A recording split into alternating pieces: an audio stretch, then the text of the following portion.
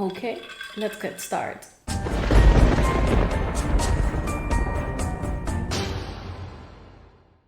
Hey horror freaks, welcome back to my channel. My name is Amanda. If this is the first time here, don't forget to subscribe and hit the bell icon so you can get a notification every single time that I post a video, and I post every single week. As you can see in the title on today's video, I'm going to be giving you my personal list of the best horror movies of each decade. It's going to be 100 years of horror movies. Now, this is something that I have seen list of thousands and thousands of movies in general, but never like an actual list of one individual movie for decade. And basically, I decided that I wanted to do that too. Now, this list I have right here with me is my personal list based on my opinion and my taste. Of course, I did some research to see if I was matching with the popular thought and also the rating of the movies, because I wanted to see if some of them they had low rating, but the reality is that all of them are over 85% in when it comes to rating, specifically Rotten Tomatoes. So that can say you a lot. So I'm going to be from 1910s to 2010s. So it's going to be 100 years of horror. Now, I wanted to do it just on the 20th century, but the reality is that on the very first years, I wasn't really able to find movies. Like, it's really hard. I'm going to be talking about that later. But while giving that little talk here again, let's get into the video. Now, like I said, I'm going to start with the 1910s. Now, this is basically the time when we are seeing movies for the very first time and horror movies in general. Of course, cinema, it's evolving. Silent films, short films to be specific, are basically the only thing that it's out there. Really short films, so of course, old films. This is really old films. So let me tell you that it was hard to actually, for me to be able to see movies of this time. That's one thing. I have been able to see every single one of the movies that I'm going to be mentioning, and that's a must. So the very first movie, well, this is a silent short film, and it's Frankenstein of 1910. Now, I said this one because it's the only one that I have been able to watch from this time. It has really good ratings for the time. It was the very first adaptation of Mary Shelley's novel. And I think that for the time, although it's not really close to what the novel brought about the monster or Victor Frankenstein, it's still, I think that they did a pretty good job. Also, the music is actually available to watch on YouTube. Something that I like and that I appreciate is that we live in an era that we have so much streaming services, and this movie was actually lost for a very long time, and it was rediscovered in the 1950s. So we're thankful to have this one and it not completely lost.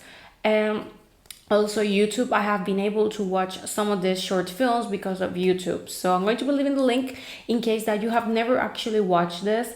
But mostly the rest of the movies I'm going to be mentioning are some kind of able to be watched either by buying a DVD or on any type of streaming service. If you want to like save time on this, I would suggest you to use the Just Watch app. This is not sponsored. I would love to, but not. It's just an app, literally just watch, and basically you type the name of the movie that you're looking for, and it's going to give you all the streaming services that it is, what is free, how much you have to pay if you want to buy it, if you want to rent it. It's really good, saves a lot of time. And oh, a mosquito. Oh no, go little friend.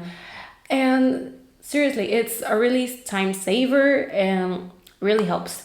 But well, now let's continue. On the 1920s, we have Nosferatu. This is another silent film, but this one is German. This is the first time that we've seen basically, basically vampires. And this is the very first time that we have an adaptation of Bram Stoker's Dracula.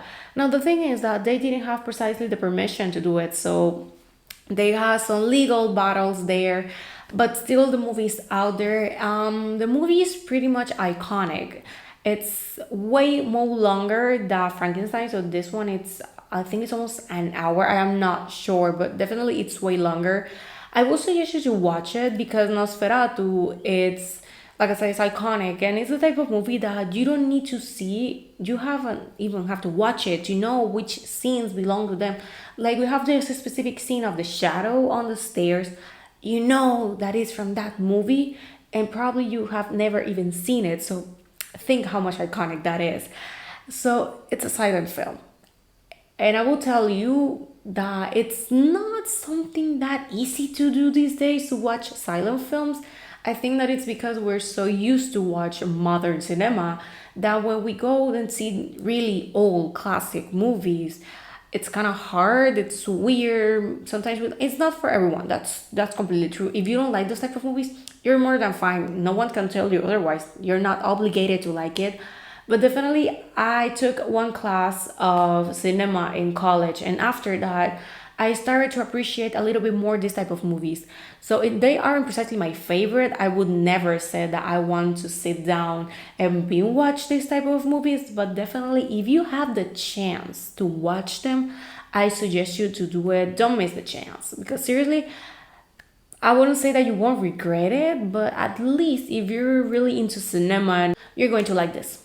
On the 1930s, this one, I wasn't able to pick just one, but I'm going to be picking like the principal one and others that I think that they were so good that I just couldn't left them behind. It happened with me with some of the decades now.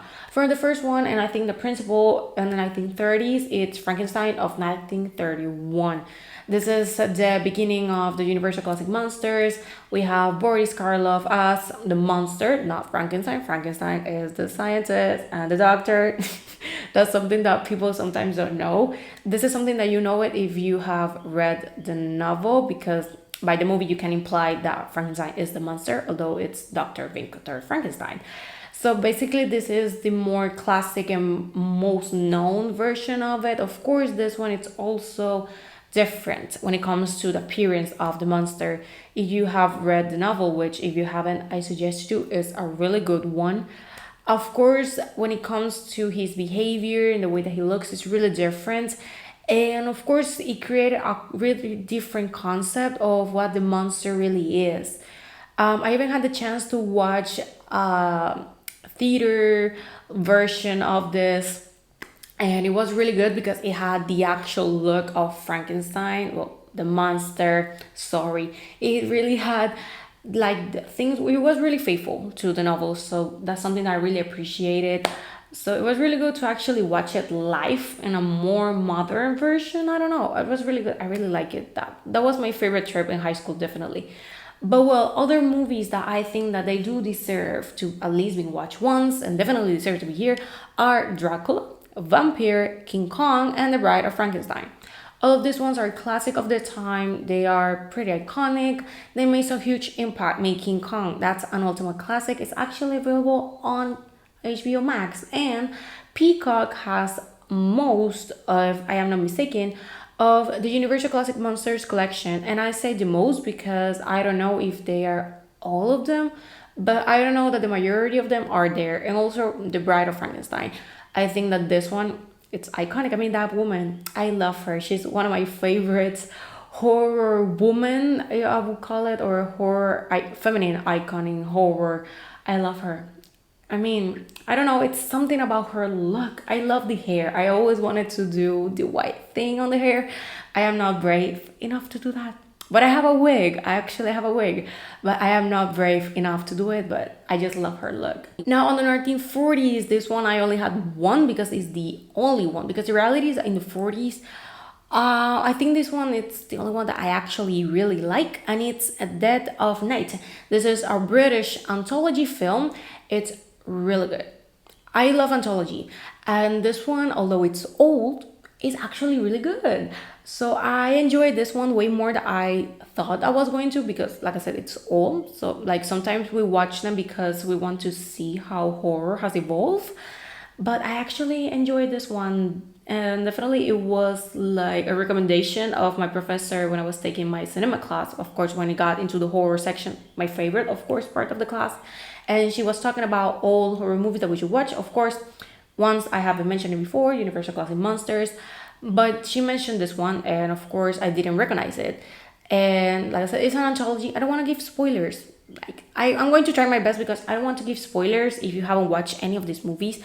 It's really, really good. I don't know where this one is actually available. Let me check real quick. Just watch, like tell you this is amazing. Not sponsored once again. I just want to give you like something that I use, something that I like. I am not the type of person when I ever get to like being monetized and doing that type of stuff, I would never do things that I don't like or I don't feel comfortable with brands, like that type of thing. Actually no. It's not available at least. That's sad. It's not available in any streaming service. This is sad. But well, I hope that one day you either got the chance to watch it maybe on DVD or something. And well, now on the 1950s. This one I had to took a few, but for me, my favorite, House of Wax of 1953 is starring Vincent Price. Vincent Price is definitely my favorite horror classic actor, if you want to call it that way. Yeah, that's for me the best way to call it. I mean, that man was amazing. He's iconic, and I like the museum, the wax, the mystery. And I have been able to see the mystery of the wax museum that it's from the 30s. Is actually available on HBO Max if you want to watch that. But I like this one a little bit better. This one, it's a remake of it. But when it comes to this one, I think that Vincent Price did such a good job. Also, this is the very first horror movie to have the 3D effects. So something to like be aware of. And I really like it, this one. Like, of course, when it comes to the original on this one, it's pretty similar, just maybe a few things. And of course, the cast is changed, but I really like it was quality for the time. Chef's Kiss is really good. Seriously, you should watch it. But on the bonus of movies that I want to add to this list of the 1950s will be House of Fountain Hill, also with Vincent Price. This one, I really like this one, and Eyes Without a Face and The Fly. I know that many people like a little bit more the remake of The Fly, but I just wanted to include it because I couldn't leave it behind. I mean, The Fly is pretty iconic. And Eyes Without a Face, this one I got the chance to watch it when I got my HBO Max subscription. I don't know if it's still available, but it's a really good one, a really good old movie to watch from time to time. I would say it's really good. On the 1960s, I think I have a few, more than one with this one. I think that, yeah, basically all the tickets from now on, I have more than one because definitely it was really hard. It was hard. But on the 60s, I was pretty sure of which one was for me the best one. And probably pretty obvious, Psycho. I mean, Alfred Hitchcock has done such a good job already, and then he brought us Norman Bates, Marion Crane, and the Bates Motel with Psycho. Psycho, it's simply iconic. It changed not just the genre, but cinema in general. Like, not many times horror is able to do that. Like, sometimes horror, it's left behind. We don't get the recognition that we deserve. And definitely I love when we got horror movies that make such an impact in horror, not just in horror, but in movies in general. I mean, you know what it's like to have a movie that has a shot of a toilet, something that hasn't been done? I mean, that was pretty impressive for me the very first time that I knew. Like the scene of the shower, like previous to that, we have Marion on the bathroom. They have a full shot, a direct shot of she with the toilet. And that was the biggest thing on the 60s. It's a toilet. That's not a big deal. So, and also, of course, her death scene, we don't really see the stabbing. We see different angles. That's why it works so well. But I definitely, of course, there are many good horror movies of the 60s, but for me, this one is the top one. But including to that, of course, it's The Birds. I love that one too, although of the creepy story behind it, probably sometime I could ever talk about. I already did the one of The Shining and Shelley Duvall, so probably I could talk about how hard it was to do that movie. It wasn't pretty, definitely wasn't pretty. And also Rosemary Baby. This one deserves way more recognition if it happens already.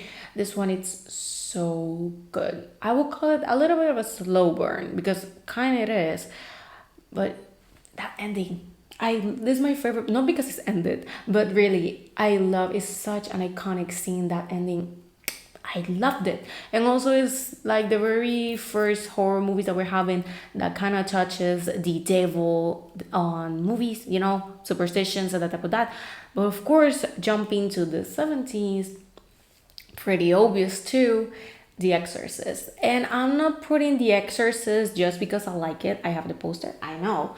Or maybe because it's considered the best horror movie ever, or the most iconic one, or the scariest one. I think that it's more about the impact that it had. Like, we all know that probably never is going to happen that again. Having a movie that is going to create that type of reactions on people when watching it, I think that is pretty hard, if not impossible. I mean, good. We have good horror movies now. I'm not saying that they're bad, but when it comes to The Exorcist, this was something so new, and the superstitions were high. That seriously, for me, there's no way to top that. And I am sad that I didn't live that. Like, if I would able to choose a classic horror movie to watch on the time that came out, I will go back to the 70s to watch this. I don't care if I'm going to piss myself and I'm going to shit my pants. I don't care. Definitely the experience of watching this on the movie theaters for the first time, I mean, that's something from the other world. I only got the pleasure to watch it on DVD because I have the 2000s version that it's the director's cut. I am not sure. The only thing that is a special edition, it has the stairs scene, something that wasn't on the original cut. I think that is unrated, if I am not mistaken. But definitely, I have the longer version without the cuts and the censored version, we'll call it. But another horror movies that I want to include on the 70s, of course, the Texas Chainsaw Massacre of 1974. Of course, I talk about it on the high-rated horror movie that I don't like. I am not the biggest fan of this one, but still, I acknowledge the impact that it had on the slasher and horror in general. So, of course, it has to be on the list. Halloween of 1978. I mean, I love Michael Myers. Halloween is such an iconic franchise and horror movie in general. So, of course, it had to be here. Jaws. I mean, I know there's people that don't believe that this is horror, but I kind of think that it is. So I am including it here. Jaws is iconic. We also have Carrie. I mean, Carrie, I love that movie, although it's not completely faithful to the novel, and the remake, it's more faithful to that. In case that you didn't know it, but still, I prefer this one. We have Suspiria. I think that it's such a good Italian horror movie. Foreign horror in general, it's pretty good, but this one, love this. And Alien. I know that there's people that actually doesn't like this one. It's a really slow burn. This one, it's long, it's slow, but it's worth it. But at the same time, I think that it's also the fact of the special effects and the setting. Things they add up to this, not just because the movie is good or just because it has high ratings. Sometimes when it comes to old horror movies, we need to go on the perspective of the fact that these people were watching these things for the very first time, and many of these movies had innovating things. And of course, that's, in my opinion, what made them so good, because they were original. They were bringing new things to the table. So of course, that's something that is really hard to beat these days. But still, we have movies that, although they go around the same concept, or maybe they do remakes, reboots, they're inspiring something, sometimes they're still able to do good things. So it's not impossible, but it's hard to have the impact that horror had on this time. Also, we are on the golden age of horror, that it's the 70s and the 80s. The 80s was hard. I do love the 80s, but I had to cut down that list. And in my opinion, the best movie of the 80s is The Shining. I talk about it. I am not precisely happy about things on when the movie was done. I mean, I know that many people think that I said that Stanley Kubrick was a demon or something, and I know there's people that defend the man. In my personal opinion, I don't think that no one should ever have to pass for one. Shelley had to, although it's acting, she signed up for it. I don't know. For me, there's no excuses for being such a bad person with an actress or an actor in general. I don't nothing justifies it for me. Of course, we have such a great movie, a great acting, but still, I was like, I don't know, it's not fair for her or for anyone seriously to have to pass for what she had to pass. I did a whole video about it if you want to watch that. Also, by the way, the audio on the video is low because I didn't have a microphone. On that time, I had, in case that you haven't watched it, I have my AirPods. Now I don't. Now I have a mic. In that moment, I didn't have it. So please, I have, like, understand me on that one. I had to, of course, elevate things. But well, another horror movies that I like from the 80s are Reanimator, a really good one. A Nightmare on Elm Street, of course. I mean, Wes Craven, ultimate classic. We have Poltergeist, Evil Dead, and my ultimate favorite horror movie, Friday the 13th. I mean, these ones are the beginning of slashers. These ones are iconic. I will call them even the faces of the genre right now. And it's kind of sad that we don't have movies, modern horror movies that can be talked like that. Like they are the new faces of it. It's really hard. Like I said, it's not impossible, but hard. But definitely for me, the slasher is my favorite subgenre. So that really says a lot. But still, for me, it was hard to do this list. But I had to top it to this. I am happy because I know that they're good ones. Now on the 90s, it was hard, but for me the best one it's Silent of the Lambs. And why? I mean, this is the only horror movie to have an Oscar, to be recognized as a really good movie, not just horror. Because I think that more movies deserve like at least to be recognized in awards, and the only movies that we ever had out there was The Exorcist and now Silent of the Lambs. And that was a long time ago. I mean, we deserve more, definitely.